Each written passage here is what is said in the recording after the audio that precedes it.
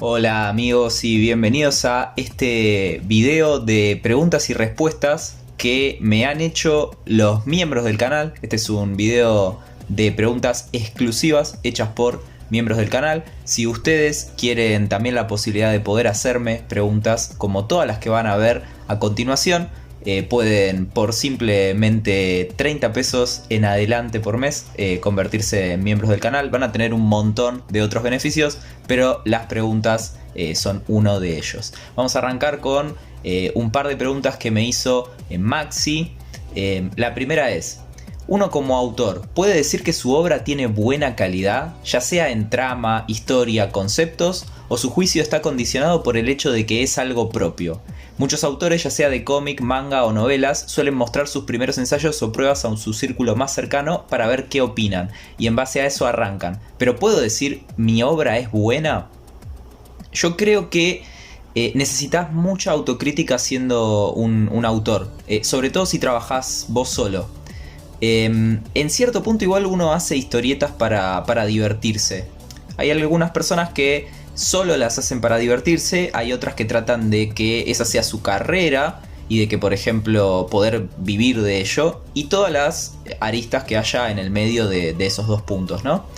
Pero si vos sos una persona que no trabaja, por ejemplo, con un editor, si no trabajas con un escritor o con un coequiper o con un equipo, sí o sí necesitas desarrollar tu propia autocrítica. Es imposible no desarrollarla, porque si no vas a ir por la vida haciendo lo que se te cante, y por ahí en alguna de esas lográs hacer algo que sea remarcable y que esté buenísimo, pero en general lo único que te va a hacer evolucionar obra a obra, capítulo a capítulo y página a página, va a ser volver a mirar esa página y ver de qué manera puedo hacer esto mejor, ¿no? Sobre todo cuando recién estás empezando. Cuando recién estás empezando uno se quiere llevar puesto al mundo, ¿no? Después te calmás. Después te empezás a dar cuenta que en realidad cada obra es un poquito menos peor que la anterior. O por lo menos eso es lo que me pasa a mí. Así que después de mucho tiempo de sentir esto de che, cada año dibujo un poquito menos peor, llega un momento en el que podés llegar a decir con firmeza o con convicción que una cosa que vos sacás está buena. Por ejemplo, yo creo que la obra que estoy haciendo ahora, Go and Bander, es buena. O sea, la veo y digo, visualmente es aceptable, la historia es sencilla pero es sólida, o sea, la podés leer y te podés entretener. Pero llevo, desde que empecé a serializar Shonen, la versión original, en el año 2010, noviembre de 2010, ya llevo más de 10 años haciendo historietas y publicándolas y sacando libros y siendo editor. Creo que después de 10 años puedo llegar a decir que una de mis obras es buena. Igual, lo que yo opine de mi obra poco importa.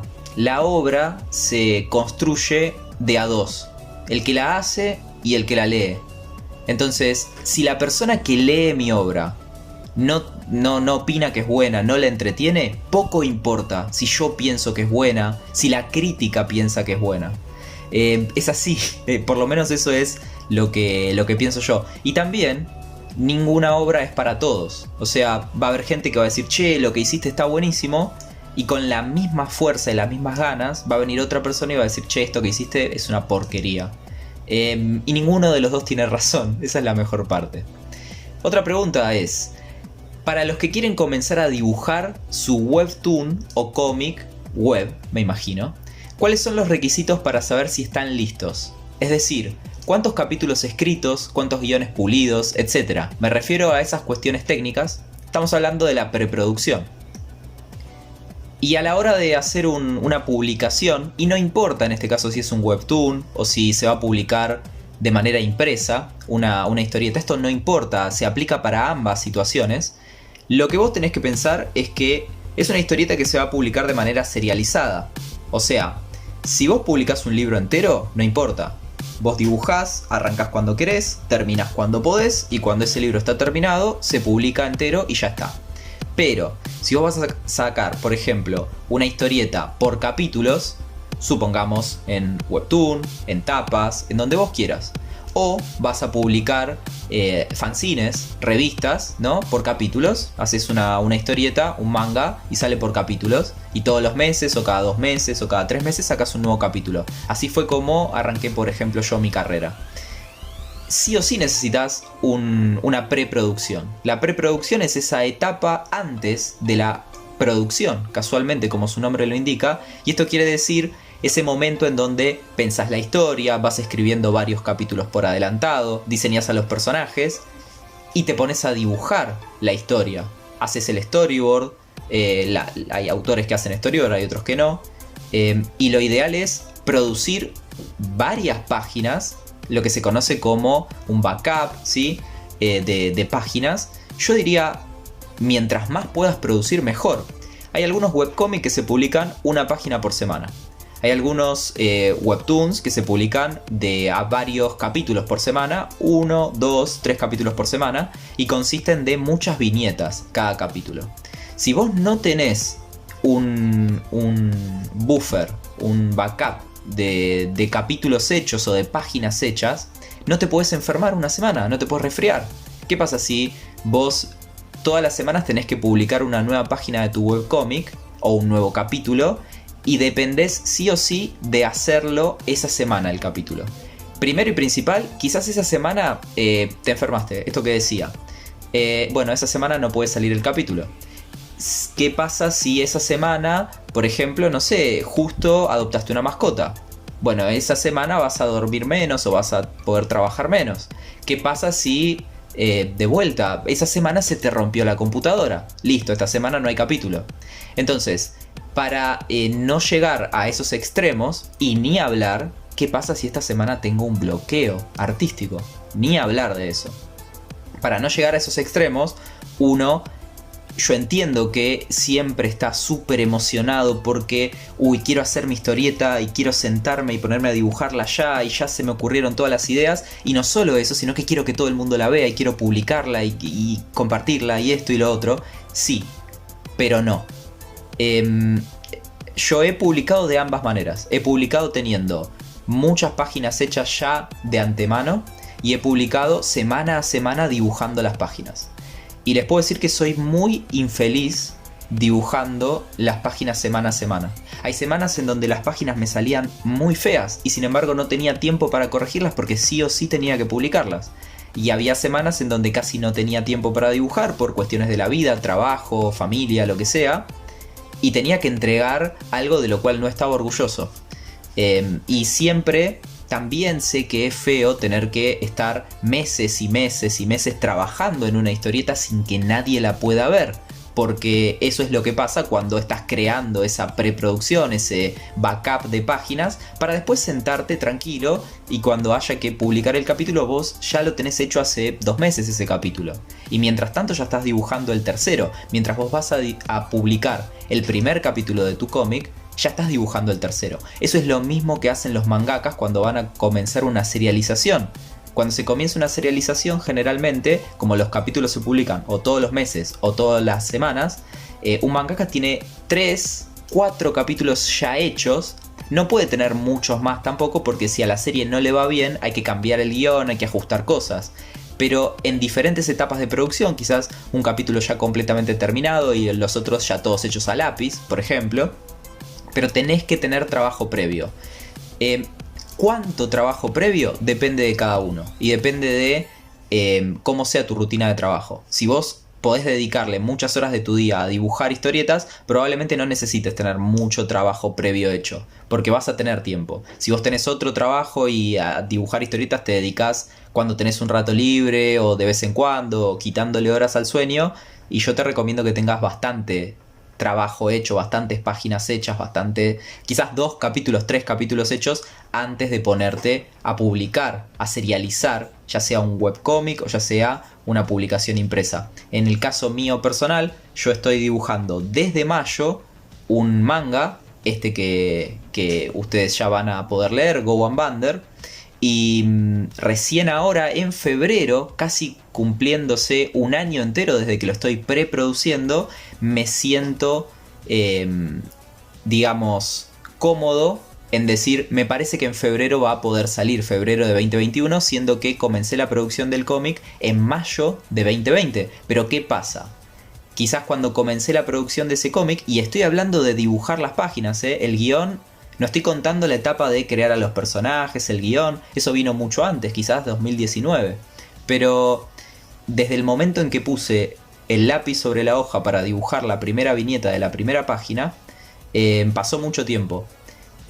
Pero no es que estuve dibujando de a 5 páginas por semana. Había semanas que podía dibujar una página sola, había semanas que podía dibujar 2 y había semanas que no podía dibujar nada.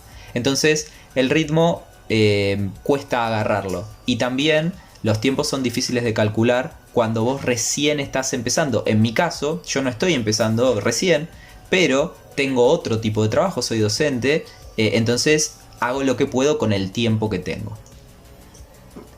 Otra pregunta, también sobre los webtoons, es si los webtoons destronarán al cómic o manga impreso. Entiendo que es mucho más lindo leer el libro físico en la mano y muchos detestan leer desde la pantalla del celular o computadora, pero sacando esto de lado, es increíble la cantidad de webtoons que hay y ni hablar del público abismal. El mercado es gigante, estamos en la era de lo digital, los webtoons están en su auge. Esta es la pregunta, ¿no? Yo creo que, y esto lo escuché en algún lado, la única manera de que desaparezcan los libros es que ya no haya una manera sustentable de criar árboles, ¿sí? De que desaparezca el papel en general. Ese día, el día que ya estemos muy cerca de perder el papel como materia prima, la madera, quizás ahí desaparezcan los libros. Pero antes de eso va a ser muy difícil. Lo que sucede es que a medida que pasan los años y los costos de producir libros se van haciendo cada vez más elevados, el libro se vuelve una commodity de lujo, ¿sí? un objeto de lujo que a su vez también, debido a la especialización del público, que cada vez se entiende más del tema de impresión, calidades de papel, encuadernados, y a la vez que los mismos editores fomentan ese tipo de ediciones lujosas en los libros, se vuelven cada vez un producto más de nicho, más de tenés que tener mucha plata para comprar libros de historieta, porque salen cada vez más caros.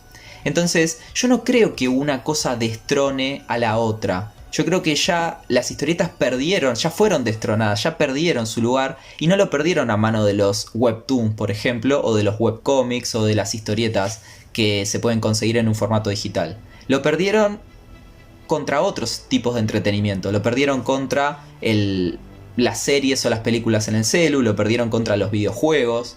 Entonces, en otra época las historietas eran algo inmediato que vos podías comprar por pocas monedas en un kiosco y leerla y releerla hasta que las rompías. Y hoy en día, si vas al kiosco a comprar un manga, tenés que tener mucha plata en el bolsillo, no 2 pesos con 50. Entonces, creo que la batalla no va por ahí. Los webtoons lo que sí tienen es que cultivan otro tipo de público, que no es un público lector quizá de libros, de historieta. Es un público mucho más grande y mucho más casual. Es un público mucho más emparentado con la gente que mira series en Netflix o en Amazon Prime que con la gente que va y se compra una historieta de Batman. Igual esto es una opinión mía, no quiere decir que sea la realidad, pero es mi manera de ver las cosas. Creo que son dos cosas que van por separado, y incluso aún la piratería, que hay estudios en base a esto y que se ha demostrado que la piratería no afecta a las ventas de los libros en físico, porque una persona que no tiene el dinero ni la intención de comprarse un libro, por más de que no pueda leer ese libro de manera pirateada, digital o como sea, tampoco se va a comprar el libro. Sin embargo, mucha gente que quizás estaba en la duda de comprarse un libro, al probar leer la obra en digital, después eso le da la confianza de decir, me gustó la obra, quiero apoyar al autor o a la editorial y me voy a comprar ese libro. Son cosas que pasan. Así que en sí son dos públicos diferentes. El público que está cómodo con la pantalla no necesariamente compra libros, pero sí una persona que quizás no se compra los libros porque no sabe qué onda, puede probarlos en pantalla y después comprar esos libros. Mi predicción es que a medida que pasen los años se van a vender cada vez menos libros y se van a quizás producir y leer cada vez más contenido en pantalla, pero no es una predicción alocada ni es una predicción reveladora, es lo que dicen las estadísticas año a año. La última pregunta que hace Maxi es: el trabajo de un mangaka es de los más desgastantes. Si uno quiere iniciarse con su manga, ¿debería armar una rutina con horarios para organizarse mejor? Está bien dibujar la mayor cantidad de horas posibles, pero tampoco hay que descuidar los otros aspectos de tu vida. O sea, ejercitarse, salir al aire libre, despejarse con otra actividad. Hay días en que uno mete más horas dibujando y te vas a dormir creyendo que avanzaste un montón, pero al otro día no querés ni tocar una viñeta. Por eso, ¿poner horarios funciona? Y en este caso, cuando se trata de los horarios o la rutina que un dibujante, un creador de historietas o puede ser un escritor también debería llevar, depende mucho de cada persona. Hay personas que trabajan de noche, hay personas que se levantan muy temprano en la mañana a trabajar de día. Usualmente el día y la noche son horarios ideales porque son momentos en donde no tenés a otras personas, entre comillas, metiéndose, molestando en tu rutina de trabajo. Pero hay que ser conscientes también de que la mayoría de los que nos dedicamos a hacer historietas lo hacemos como algo aparte de nuestros trabajos de la vida diaria. Entonces, a veces no podemos armar una rutina en base a cómo nos gustaría, sino a las oportunidades que tenemos. Ejemplo, si vos tenés un trabajo de 6 a 9 horas, un trabajo de part-time a full-time, medio que vas a poder hacer las historietas cuando vuelvas del trabajo, cuando ya hayas cocinado, cenado, no sé, ayudado a los nenes si tenés hijos con la tarea o lo que sea. En cambio, si vos podés dedicar tu tiempo 100% u 80% a hacer historietas, sos un afortunado, no todo el mundo lo puede hacer. Entonces creo que la rutina, más que vos armarla, te terminás acomodando a cómo la tenés y también a cómo es tu personalidad. En el caso mío, yo trabajo más cómodo de noche porque no tengo que andar preocupándome de que alguien me mande un mensaje, me llame o distraerme con la actividad de otras personas alrededor mío o otras personas que requieren de mi atención, sí, mails, trabajo, WhatsApp, cosas que pasan todos los días. Entonces el horario de la noche me sirve para eso. Y otras personas por ahí a la noche les da mucho sueño y prefieren trabajar a la mañana. Yo lo que sí creo que es necesario es la rutina de tener en mente que deberías trabajar en tu historieta todos los días. Más allá de si vos trabajás una cantidad de horas fijas todos los días, más allá de si trabajas de noche, de día a la tarde, más allá de si podés dedicarle todo el tiempo de tu día o no. Eso no importa tanto. Lo que importa es que no pierdas la rutina, porque hacer historietas, como escribir, como cualquier otra actividad, es muy fácil de emparentarla con el ejercicio.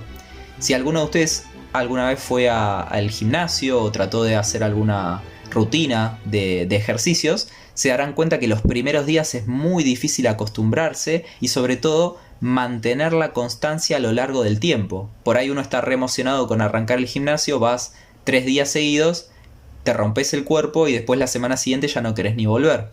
Y por ahí te pasa que no, que las primeras 2 semanas son relativamente fáciles, vas 1 o 2 veces y después cuesta arrancar de nuevo la semana siguiente y la semana siguiente mantener la constancia. Con las historietas es muy parecido. Si vos dejás de dibujar o dejás de pensar en tu historieta durante 3, 4, 5 días, después volver a retomar esa rutina de por lo menos dibujar un ratito todos los días es re difícil. Y me ha pasado muchísimas veces a lo largo de mi vida. Entonces lucho porque no me pase. Para eso lo que hago es trato de por lo menos todos los días dibujar. O una página en lápiz, o pasar a tinta, o pasar las letras, o colorear. Algo todos los días. Lo que estoy probando ahora es una rutina más estricta, en donde durante una semana hago todas las páginas a lápiz del capítulo, durante la siguiente semana hago todas las tintas, la otra semana hago todo el color, y la otra semana, la última del mes, hago toda la edición. No es perfecta la rutina, no me sale bien del todo, estoy tratando de acostumbrarme, pero es una buena rutina. Sin embargo, cabe aclarar que yo puedo hacer eso porque tengo un trabajo con horarios extremadamente flexibles. no creo que ninguna persona que haga historietas tenga que sentirse obligado a armarse una rutina por el simple hecho de que otros dibujantes lo hagan. Porque quizás tu vida o tu rutina de trabajo con el cual vos mantenés la casa, pagás la luz, el gas, la comida, es más importante a la larga y tenés que acomodarte alrededor de eso para poder producir historietas. Todos, digo, la mayoría lo tenemos que hacer en diferentes medidas. Yo también lo tengo que hacer, aunque no lo crea, pero bueno, quizás mis horarios son más flexibles.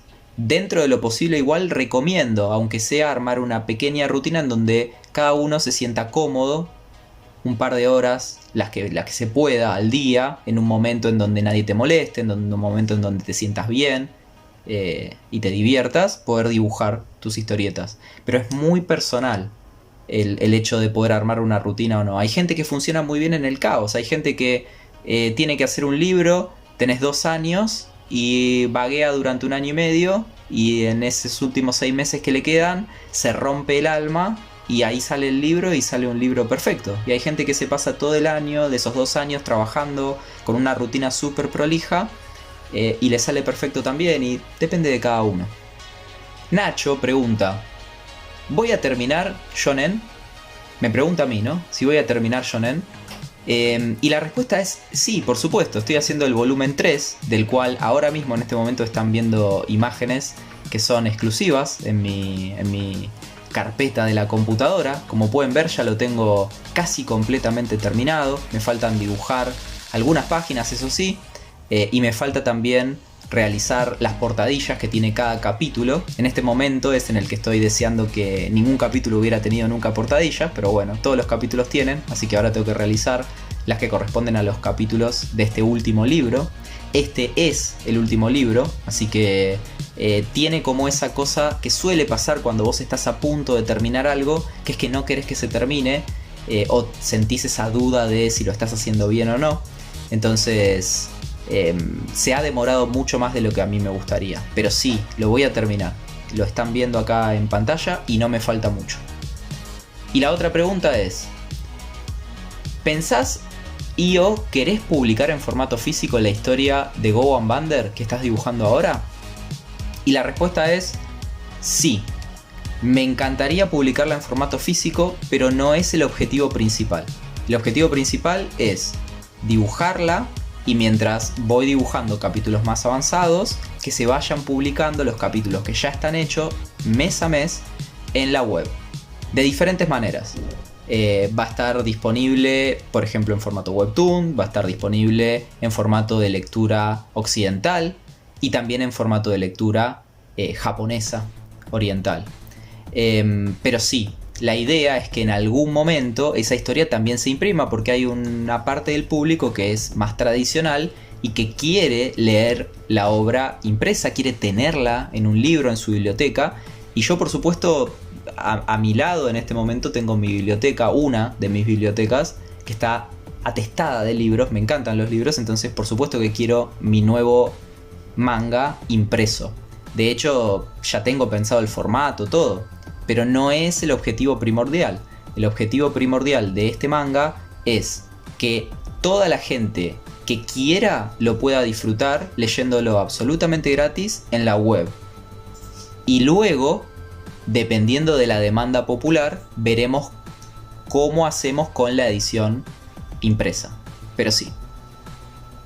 El titiritero pregunta: hola Lea, ¿cómo ves el futuro de la industria del cómic y el manga en el mundo? ¿Cómo te la imaginás en 10 años? Si podés agregar algún comentario de la industria local, buenísimo. La verdad que con el panorama que estamos viviendo hoy en día y la situación tan particular que vive el mundo, es difícil siquiera poder decir qué va a pasar en los próximos 3 o 4 años en cualquier aspecto de la vida. Pero en cuanto a la industria editorial, yo no me apresuraría a decir que va a desaparecer como tanta gente le gusta hacer en internet. Sí me parece que se ha estado adaptando, sobre todo las grandes industrias. En Estados Unidos ha tenido un gran coletazo todo el tema de lo que pasó en el 2020 y lo que sigue pasando en el 2021 en cuanto a la salud. Y la realidad es que muchos dibujantes, muchos creadores se quedaron sin empleo fijo, los pocos que tenían empleo fijo, y se está produciendo menos en las editoriales. Por otro lado, el tema de que haya que permanecer mucho más tiempo en nuestras casas genera que las personas necesiten mucho más esparcimiento y mucho más ocio del cual se pueda consumir en la tranquilidad del hogar. Entonces, las cosas como las series animadas, que a su vez también se pueden producir desde casa, los trabajadores son freelance, los dibujantes de historietas también lo somos, entonces trabajamos desde casa y todo ese tipo de cosas han tomado una importancia que estaban perdiendo quizás en otros años y han retomado cierta importancia. Entonces quizás el momento de la industria editorial es adaptarse a eso, adaptarse a seguir produciendo durante estas circunstancias particulares y aprovechar que mucha gente va a estar en casa todavía mucho tiempo más y le puedan hacer llegar sus productos, ya sea impresos o no, ¿verdad?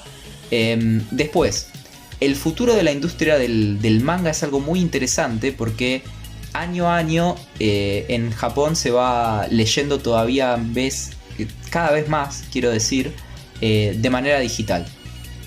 Entonces ahí se está dando no una transición, son dos mercados que son fuertes los dos, el de papel y el del digital, pero se está dando eso. Así que hay que ver cómo dentro de 10 años ¿qué panorama tenemos? Si más lectores del digital que del tradicional o todavía siguen siendo más los que leen en impreso. Yo creo que es muy difícil hablar de acá a 10 años porque no sabemos, ni siquiera podemos imaginar el tipo de tecnologías que va a haber dentro de 10 años. Pero me atrevo a decir que va a haber más lectores de digital, por lo menos en Japón. Y una cosa que concierne a todo el mundo, y es algo que a mí me parece que ya está pasando y que dentro de 10 años espero que se note mucho más, es que se empiecen a borrar esas barreras de estilos de producciones que estén asociadas a los países de origen.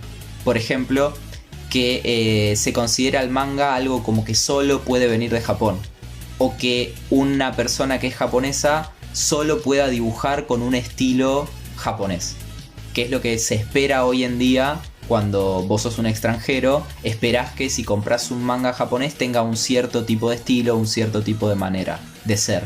Y la realidad es que a medida que pasan los años y el mundo ya está hiperglobalizado, entonces los autores de todos los países consumen historietas de todo el mundo. No solo nosotros consumimos un montón de manga y por lo tanto dibujamos con estilos muy influenciados por el manga, y no hablo solo de Latinoamérica, en donde acaba de ganar un chico de Chile el premio de la Shonen Jump, sino hablo de Francia, en donde hay un mercado de manga gigante, en España, por ejemplo, también. Pero no solo eso, sino que en Japón también muchísimos autores leen historietas de todo el mundo. Y no sé, yo creo que se va a notar mucho en los próximos años que ya no van a estar tan atados esos autores a tener que seguir el estilo sí o sí japonés. Y me parece que eso va a enriquecer muchísimo a la historieta de todo el mundo. Se van a aceptar mucho más que extranjeros dibujen con estilos de manga y que mangakas sean mucho más experimentales en sus obras y que no tengan que seguir tanto la tradición. Sobre todo si nos vamos de lo que es la Shonen Jump, ¿no? Por supuesto, y las revistas más de corriente principal del mainstream. Eso es lo que tengo para aportar en cuanto a mis pensamientos. En cuanto al ámbito local, no sé, el ámbito local se sostiene muchísimo por los eventos presenciales y estamos sufriendo todos bastante el hecho de no poder tener convenciones. Que haya editoriales que puedan sostenerse durante varios años más con el panorama actual es muy difícil. Es muy muy difícil. Así que es un tema muy delicado. Creo que acá en Argentina encima tenemos la desventaja de que todavía no existen sistemas por los cuales uno pueda consumir de manera 100% digital historietas y poder pagar por ello y que a los autores les lleguen esas ganancias. Todavía estamos atrasados con la tecnología de ese lado. No podemos hacer lo que se hace en Japón de que vos publiques ya las historietas en una plataforma digital y la gente pague y somos todos felices. En Latinoamérica es mucho más complejo. Entonces ese atraso de 10, 15, 20 años que tenemos acá se nota mucho. Hay una necesidad enorme de que para que a una historieta le vaya bien tenga que imprimirse y se tenga que vender. Y como siempre digo, no se trasladan los números de lectores y de descargas y de likes y de seguidores en una red social a la cantidad de gente que compra un libro. Es muy rara vez cuando pasa eso. Entonces es un panorama difícil. Historietas acá se van a producir siempre. Argentina es una tierra de historietistas. Siempre va a haber historietistas geniales. En ese sentido no va a dejar de existir nunca. Después, ¿cómo hagamos para sostener las editoriales y el ambiente local? Veremos. Sebas pregunta: bueno, Lea, se me ocurre preguntarte, ¿harías crossover con otros canales de YouTube de la misma temática? Por ejemplo, Seba Guido Bono, Granda Comics, Fers, Waiso Gurin y un largo etcétera.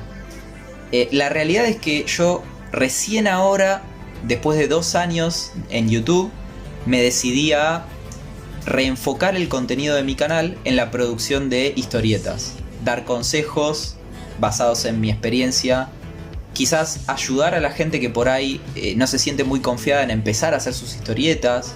O a los que ya tienen tiempo haciéndolas, tratar de aportar aunque sea un poco para que puedan hacerlas un poco mejor. Acompañar. No es mi idea hacer un canal en donde yo te enseñe a dibujar, por ejemplo. Veo que algunos de los ejemplos que vos mencionás tienen que ver más sus canales con aprender a dibujar. Por ejemplo, el de Seba, que tiene muy buenos videos donde él enseña a dibujar. Así que eso por un lado. Y por el otro, como decía, recién ahora lo estoy haciendo. Y considero que es un canal extremadamente pequeño y que dentro de 1 año podemos hablar, a ver si logré mi cometido de hacer muchísimos videos hablando de cómo es esto de hacer historietas.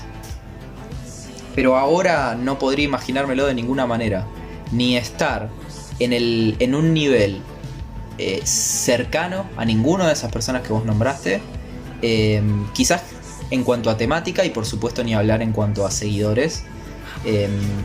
Y no se me ocurren ese tipo de colaboraciones. No se me ocurren.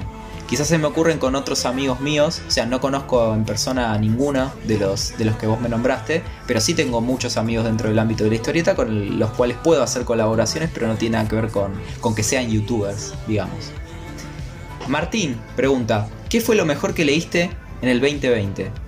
Y es una pregunta difícil. Porque yo me olvido muy rápido de todo lo que leí. Entonces, te lo voy a responder de la siguiente manera. ¿Qué fueron las cosas que leí de las cuales no me puedo olvidar en el 2020? Y creo que lo voy a reducir a una sola. Lo que más destaco de todo lo que leí en el 2020 son unos capítulos de El Batman de Tom King que hizo con el dibujante Lee Weeks. Y es una historia que se llama Días Fríos y se trata de Batman contra el Señor Frío, pero Batman casi ni aparece. Se trata de que al Señor Frío lo condenan por un crimen por el cual Batman lo capturó y hay un juicio por este crimen y está todo el jurado compuesto por la gente de Ciudad Gótica. ¿Vieron cuando se arma un jurado con los ciudadanos para que se determine si el acusado es culpable? Y Bruce Wayne, el mismísimo Batman, pero en su identidad de Bruce Wayne, él duda de cómo actúa siendo Batman y se mete en el jurado para defender al Señor Frío. La historia es buenísima, transcurre principalmente dentro de esa habitación del jurado, Bruce Wayne hablando con el resto de los habitantes de Ciudad Gótica, que todos quieren mucho a Batman porque Batman los ha ayudado en diferentes momentos de su vida. Y sin embargo Bruce, él siendo Batman,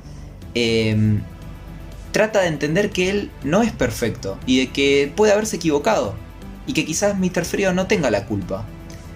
Más allá de que el guión me parece soberbio y me parece una historieta súper remarcable, el dibujo de Lee Weeks es impecable tiene un manejo de lo que serían los claroscuros y un manejo de lo que son las escenas con personas de la vida real, y no solamente superhéroes musculosos pegándose, sino gente adentro de una sala de jurado vestidos como personas normales, algunos de traje, hablando y dando los argumentos, por supuesto que le pone el guionista en la boca de cada uno de los personajes. Eso fue de lo más destacado que leí este año, si bien leí un montón de cosas que me gustaron, y si ustedes ven mis videos deben recordar muchas otras que yo nombré como súper destacables, pero esa es la que más me viene a la mente en este mismo momento, no solo porque me haya gustado, porque muchas veces a mí me gustan cosas que son de dudosa calidad. Yo te puedo leer el peor cómic del mundo y por ahí a mí me encanta, aunque sea una porquería, pero esta me pareció que no solo me gustó un montón, sino que tiene una calidad muy alta. Así que si tengo que recomendar una historieta que haya leído en el 2020 y que me parezca lo mejor, es esa, Días Fríos de Batman. Francisco Gutiérrez hace una pregunta y dice: ¿Toriyama o Togashi? No vale decir los dos. Y me pega en un punto muy débil porque amo a los dos. A Toriyama es como una de las personas que más amo en el mundo, hablando siempre desde lo artístico. Y Togashi es un tipo al que admiro por lo único que es a la hora de hacer sus historietas. Toriyama también, pero Togashi tiene ese desparpajo de poder hacer historietas absolutamente bellas, como al principio de su carrera, y después fue perdiendo esa obsesión por lo bello de la composición y de los dibujos, y sin embargo fue ganando en los guiones, y le fue pasando que con menos puede contar mucho más en cuanto al dibujo, y eso es algo que yo admiro muchísimo, sin mencionar de que hizo Yu Yu Hakusho, que es uno de mis mangas favoritos de todos los tiempos. Pero si tengo que elegir a uno de los dos, siempre, sin dudar, va a ser Toriyama, siempre, sintiéndome muy mal por no poder elegir a los dos. Valentina hace unas cuantas preguntas, así que vamos a arrancar. Si todavía me faltan varios aspectos anatómicos, fondos, dinamismos, ¿me conviene arrancar mi manga haciendo lo que sé hacer? Porque me pasa muchas veces que el dibujo no me queda como quiero y me frustro. Entonces lo vuelvo a intentar y todavía no me sale. Y la respuesta es: no importa si vos sabés dibujar un montón o si no sabés dibujar nada. Si no sabés hacer perspectivas, si tenés para entintar una virome, nada más. Hacer historietas es algo que tiene que venir desde una necesidad. No puede venir desde la aprobación de nadie más que no sea vos y tus ganas de hacer historieta. No quiere decir que la historieta que vos puedas hacer con tus limitaciones, que pueden ser no saber, por ejemplo, plantar una perspectiva, o quizás no tener los mejores recursos en cuanto al dibujo de anatomía, vaya a ser una gran historieta o vaya a ser la mejor del mundo. Difícilmente la primera historieta de cualquier persona es la mejor historieta del mundo, pero tiene que haber una primera historieta para que después haya una segunda, para que después haya una tercera, una cuarta, una décima y la historieta número 100. Si no hay una primera historieta, no puede haber ninguna de esas otras. Entonces, yo considero fundamental como mensaje decirle a cualquier persona que quiere dibujar historieta que no tiene que esperar nada. Y esto tiene un doble sentido. No tenés que esperar a saber dibujar algo en específico, pero tampoco tenés que esperar que la historieta sea buena. No tenés que esperar nada de los lectores, por ejemplo, porque quizás vos hagas tu historieta y no tengas lectores, no tengas muchos, tengas 2 o 3, un par de amigos y nada más.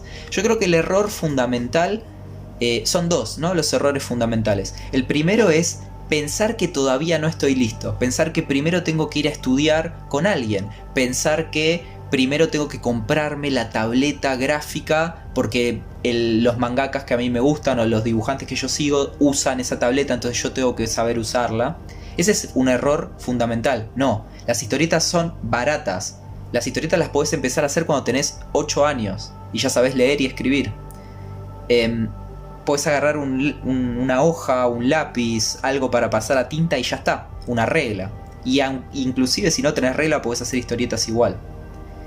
Y por otro lado, no tenés que esperar que la gente le guste tu historieta al principio. Vas a tener siempre una o dos personas que le gusten, pero hay como un error muy grande de que uno piensa que lo que tiene que hacer tiene que, entre comillas, pegarla o tiene que, no sé, tener éxito. Y es como no. El éxito de una primera historieta o de las primeras historietas es existir. Ese es el éxito de las primeras historietas. Me pasa que veo a muchos dibujantes que por ahí se frustran porque hacen sus primeras historietas y los lee muy poca gente o qué sé yo, no tienen el éxito que ellos esperaban. Y eso es normal. Eso es lo que tiene que pasar. Lo raro es que pase lo contrario. Pero lo que tiene que pasar es eso, que vos hagas la historieta y ya está. Y la hagas, y lo mejor que puedes hacer es hacer una historieta corta. Eso es lo mejor. Me parece fundamental dar ese mensaje. Cuando vos recién estás empezando, lo principal es tu disfrute.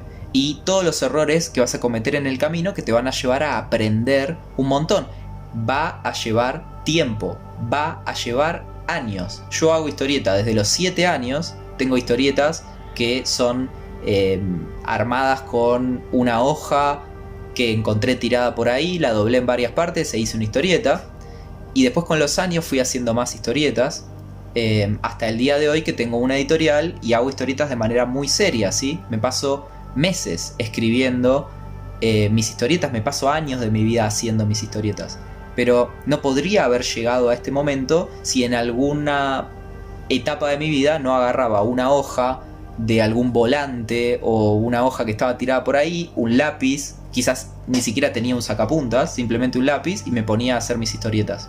Así que no necesitas de nada, de la aprobación de nadie. No necesitas ir a un curso, no necesitas nada de eso para poder hacer tus historietas.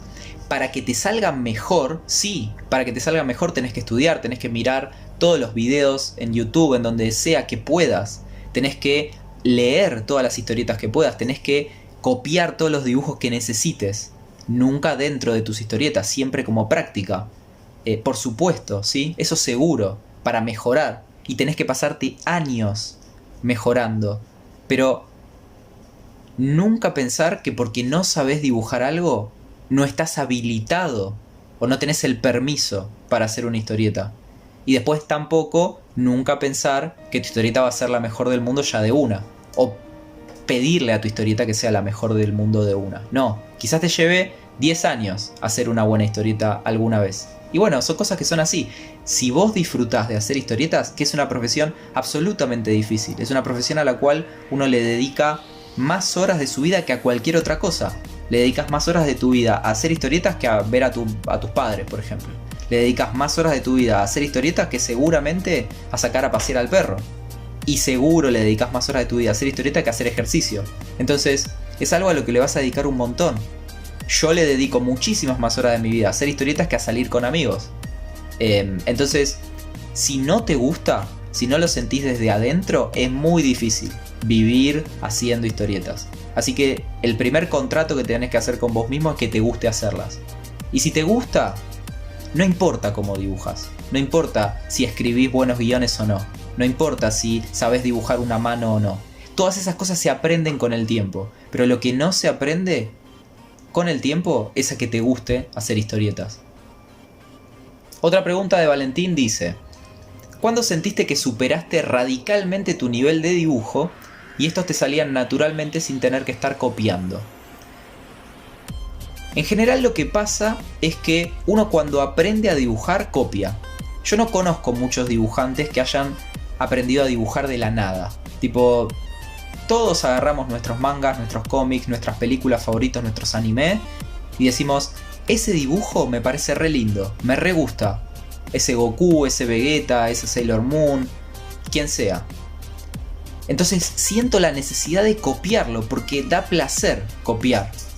Y después con el tiempo empezás a volverte bueno copiando. Pueden pasar años, pero empezás a volverte bueno copiando dibujos y copiando cosas. Pero a la larga, si vos tenés esa chispa de invención,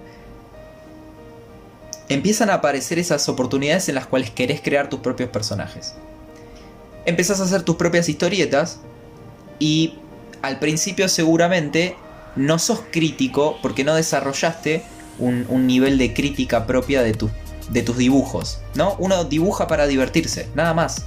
Si sos una persona muy obsesiva, que las hay, quizás te resulte muy difícil divertirte dibujando, porque vas a estar todo el tiempo pensando: me salió bien, me salió mal, me salió bien, esto, lo otro. Pero en general, uno dibuja para divertirse. Hasta que llega un momento en donde quizás haciendo historietas la cosa se vuelve un poco más seria y tenés que hacer un capítulo de una historieta y después te enganchás y querés hacer el próximo y el próximo y el próximo y te pasás los próximos 10 años de tu vida, como me pasó a mí, haciendo historietas.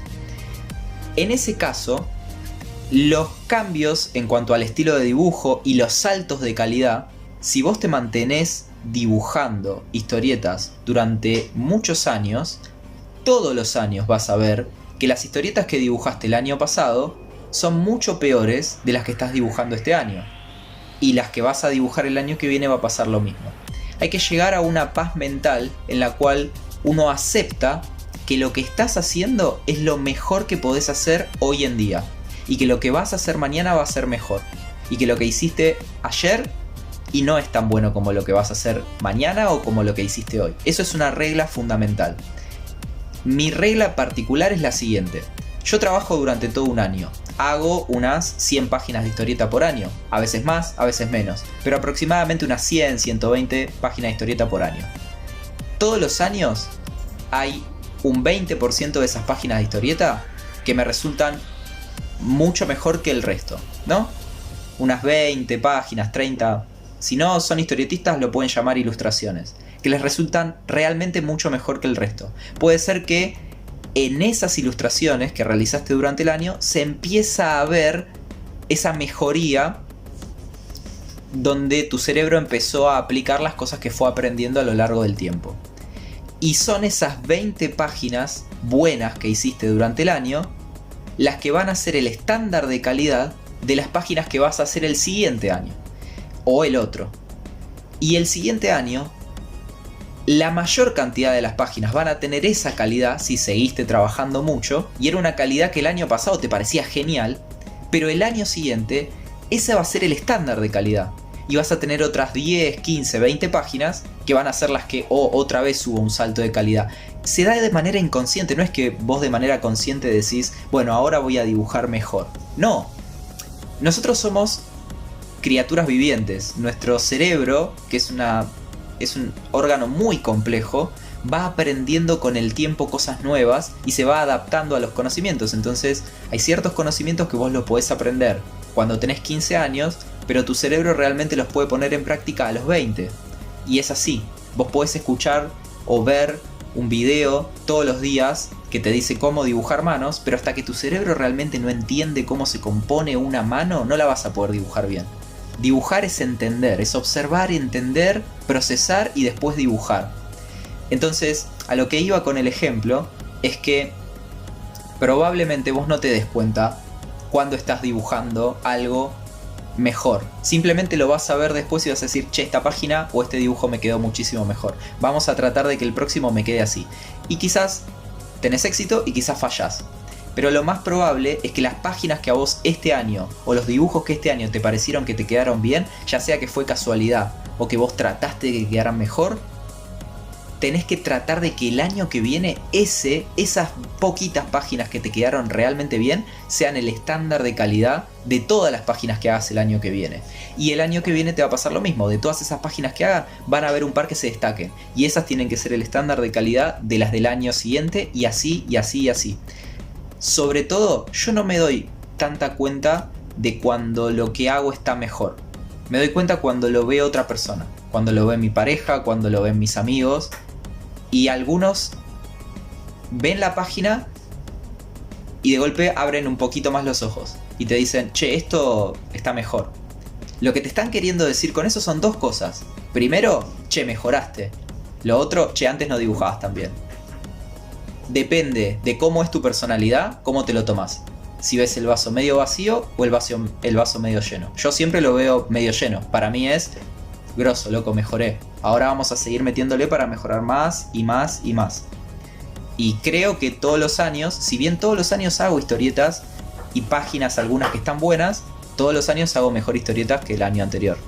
Hasta que en algún momento alcance, como todos los artistas, el pico y después lo único que quede sea la decadencia. Que eso tal vez nos pasa a todos. Otras preguntas de Valentín. ¿Pensás que la cultura del manga será mucho más grande en Argentina en un futuro? Y la respuesta depende muchísimo de los proveedores de entretenimiento. Ejemplo, la cultura del anime fue muy grande cuando yo era chico a los 9, 10 años, porque Magic Kids y Locomotion pasaban todo el día anime. Y después otros canales como Fox Kids, Cartoon Network, también tenían sus bloques de anime. Entonces, el anime estaba a disposición del público masivo, no solo de los fans, no solo del que ya miraba anime. Todos en algún momento vimos por primera vez un anime sin saber lo que era. Todos leímos un manga sin saber que era un manga.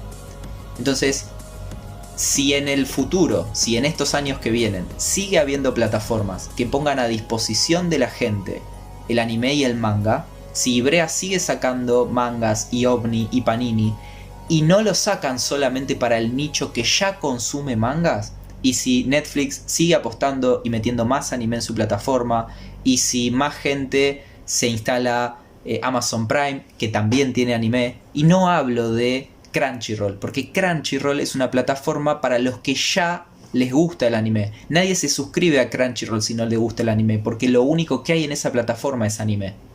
Entonces hablo de las plataformas que tienen no solo anime, sino principalmente películas y series.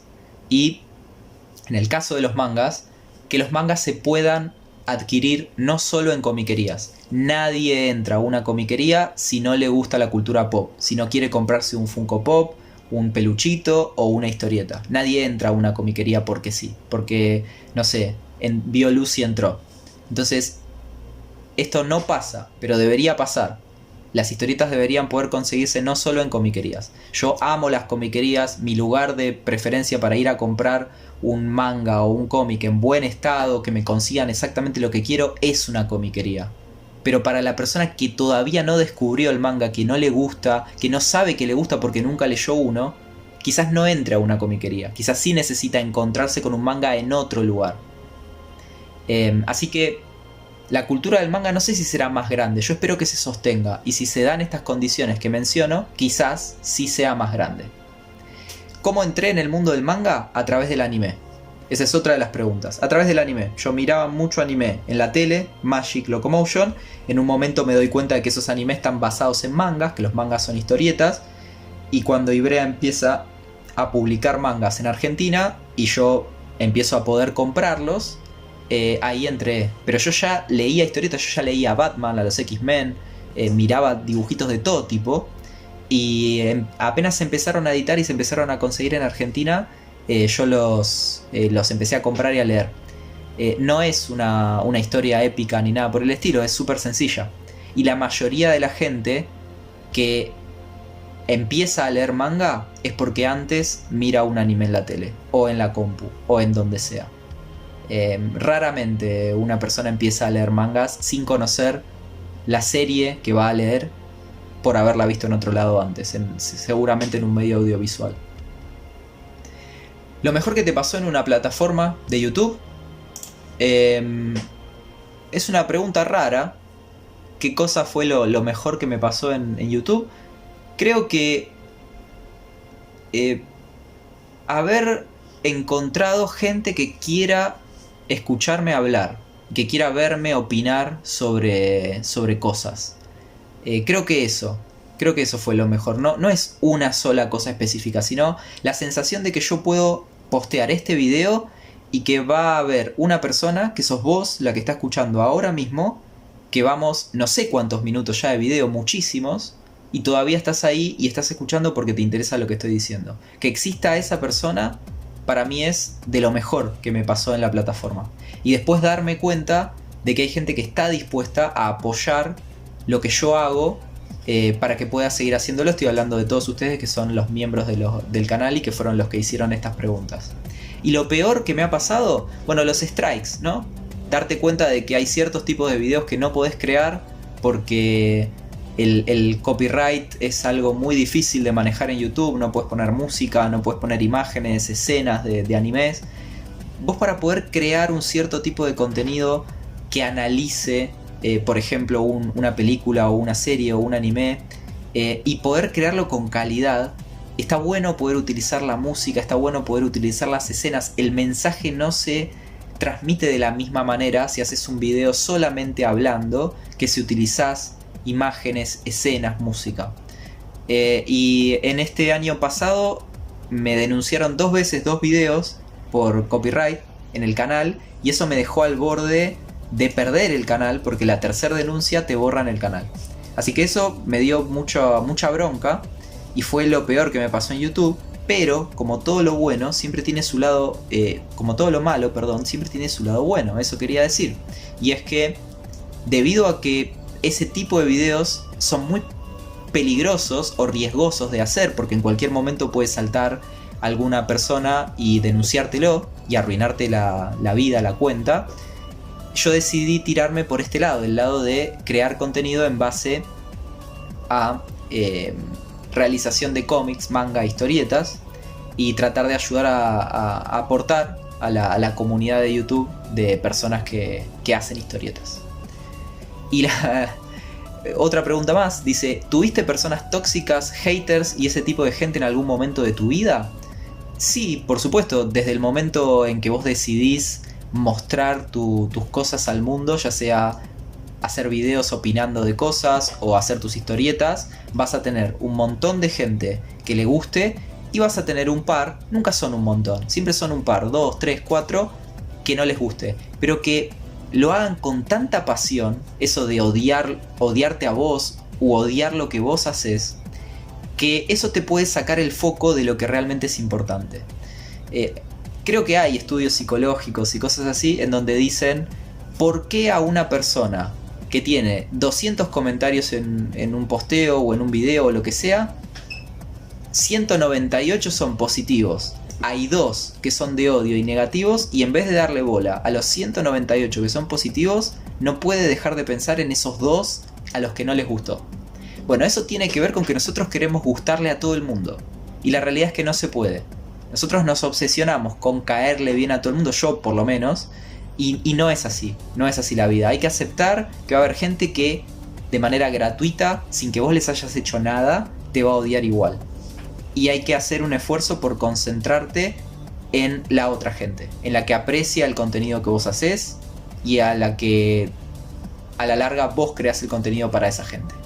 El mejor consejo igual es que te importe un carajo ambas, tanto la que ama tu contenido como la que lo odia.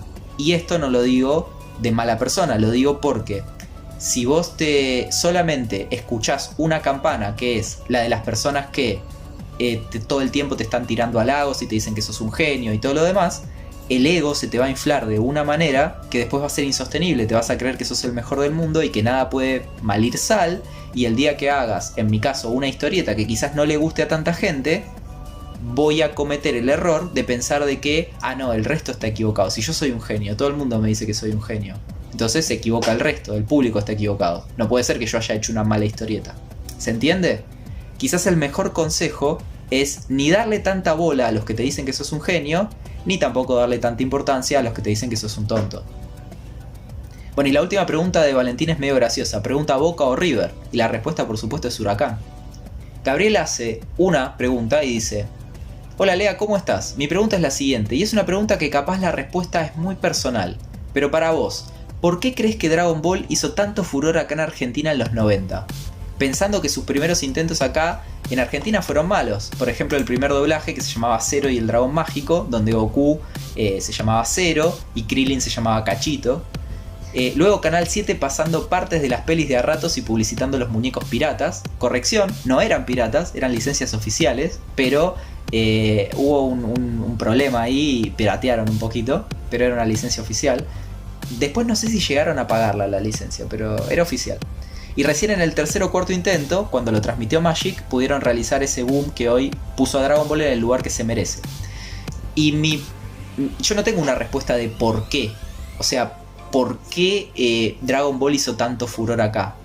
Yo lo que te puedo decir es que Dragon Ball es imposible de matar, es imposible de destruir.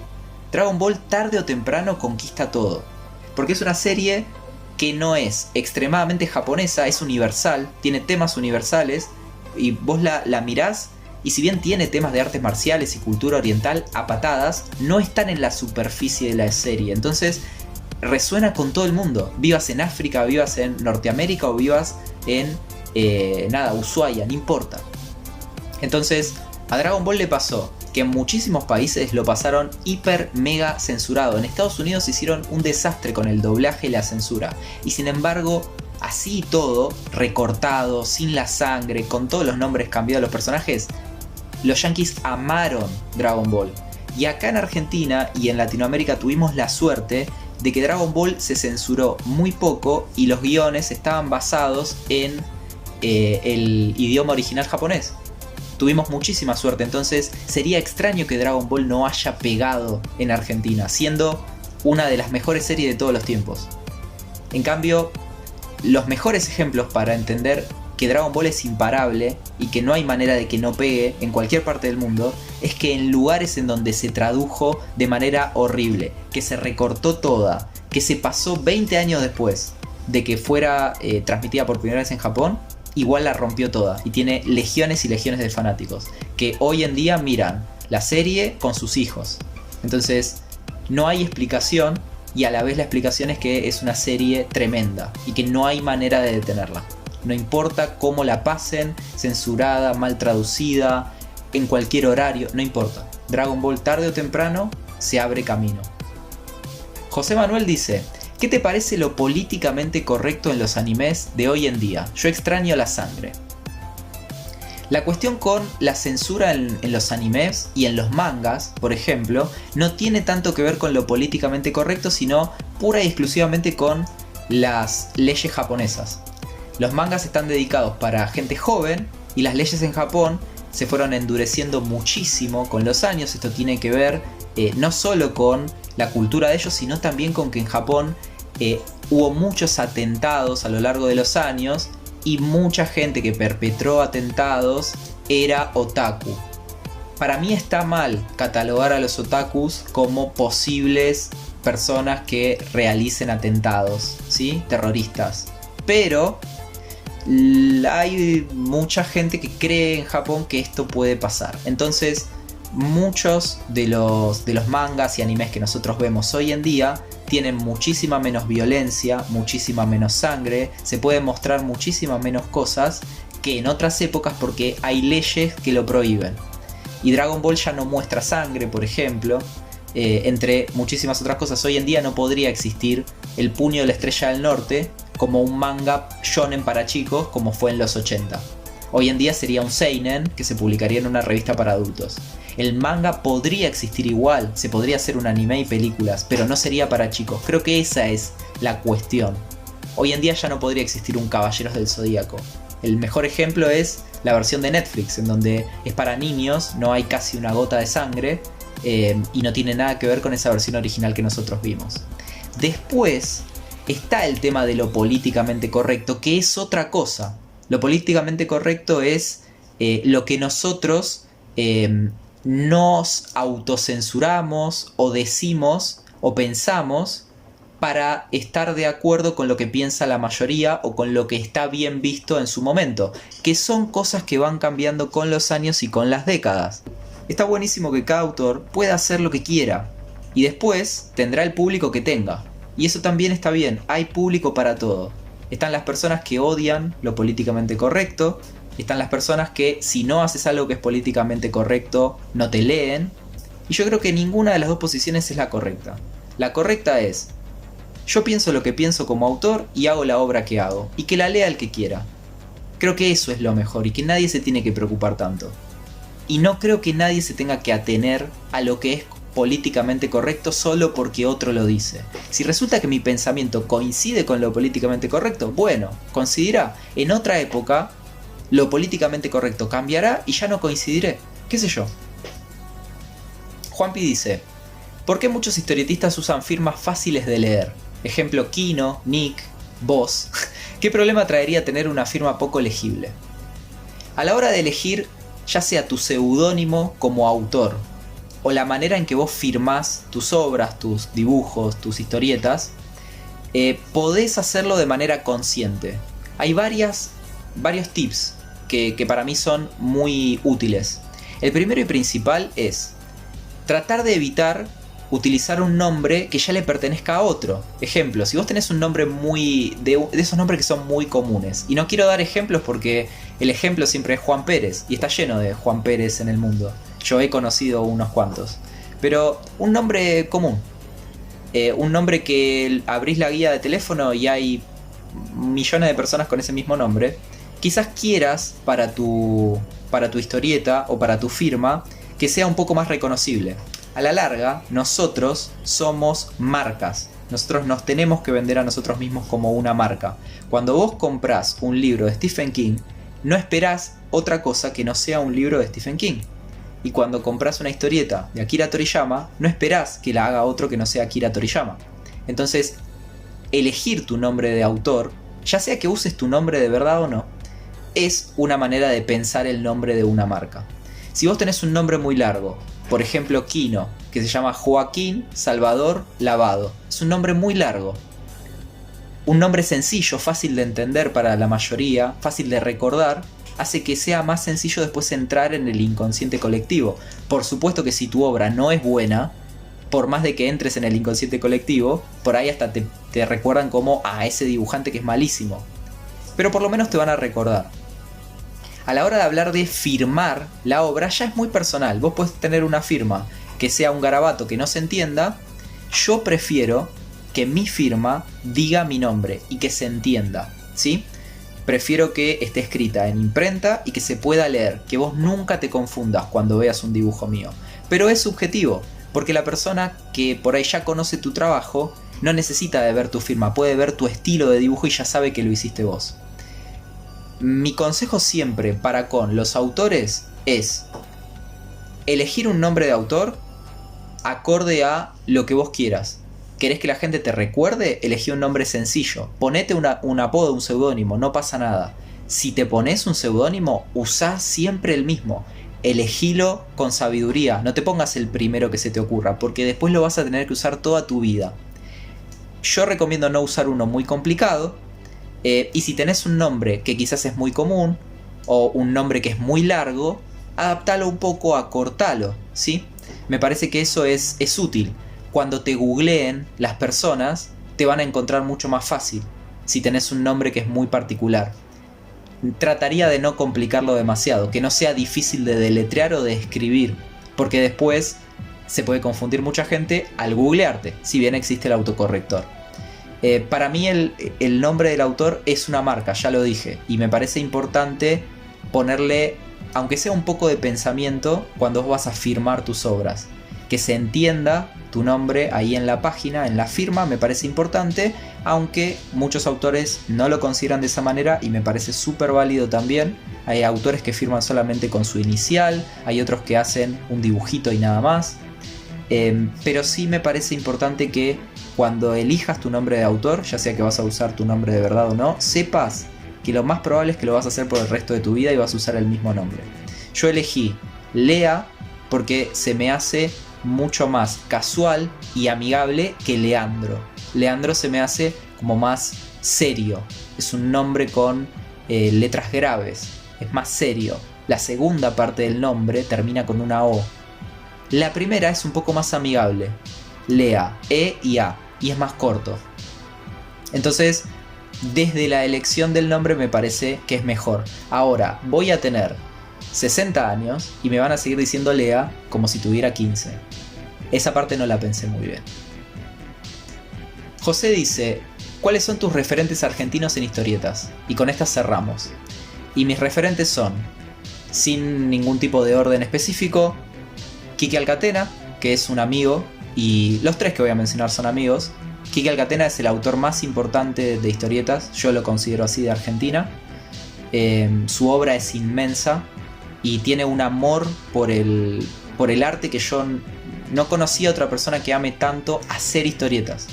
Que cada vez que lo ves dibujando tiene una sonrisa, que todo el día está haciendo historietas, descansa haciendo historietas y encima dibuja como los dioses y sus historietas son geniales. Ayudadas también por los geniales guiones de Eduardo Mazzitelli, al cual no puedo no nombrar. Es otro genio, no es dibujante sino que es guionista, pero bueno, es historietista, ¿no? Por supuesto. Después otro es Salvador Sanz, que también es un amigo y he estudiado con ambos, con Salvador y con Quique. Han ayudado en mi formación, por lo tanto les tengo un aprecio que va por encima de solamente su obra, sino desde lo humano. Pero la obra de Salvador es muy, muy cautivante. No hay otro autor acá en Argentina como Salvador, que cada 2 años o todos los años haga una obra nueva, y cada vez que hace una obra es muy personal. Él hace obra de género, hace terror, ciencia ficción, hace historietas de Salvador Sanz. Estas 3 personas que yo voy a nombrar, Quique Alcatena, Salvador Sanz y Manuel Loza, que es mi tercer referente y que es un gran amigo también con el que yo trabajo dando clases de historieta. Los 3 hacen historietas de ellos mismos. Quique Alcatena hace historietas de Quique Alcatena, de nadie más. Salvador Sanz hace historietas como solo Salvador Sanz las sabe hacer. Y Manuel Loza hace historietas como solo Manu Loza las sabe hacer. Entonces, además de eso, son excelentes personas los 3. Y los conozco y son amigos. Entonces, eso hace que sean referentes para mí. Después hay cientos de autores que son genios de la historieta. No me voy a poner a nombrar acá porque no termino más, pero hay un montón de colegas, amigos que son excelentes. Nombro a esos 3 que son mis más cercanos. Historietas para recomendar de ellos. De Quique, yo con mi editorial editamos Panteras, Pesadillas y El Mago.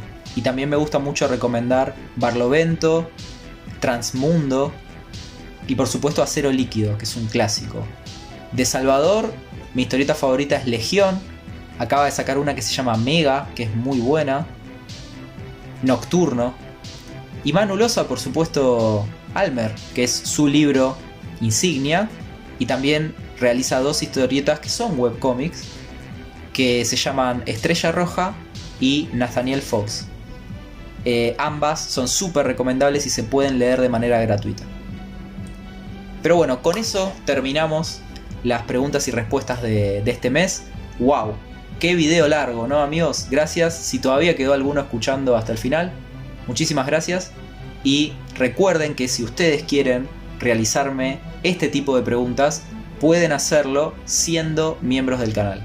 Cada una cierta cantidad de tiempo yo dejo ahí en la pestaña de comunidad, solamente para los miembros de mi canal, un posteo en el cual les digo: muchachos, hora de hacer sus preguntas, y todas las preguntas que me hacen las respondo en un video como este. Así que si ustedes también quieren tener la posibilidad de hacerme preguntas como esta, no duden en unirse a los miembros del canal. Tienen el botón al lado del botón de suscripción, y de esta manera me van a estar ayudando a mí a poder seguir desarrollando contenido para el canal. Es una manera de patrocinar el canal, y a la vez también van a estar recibiendo un montón de contenido extra.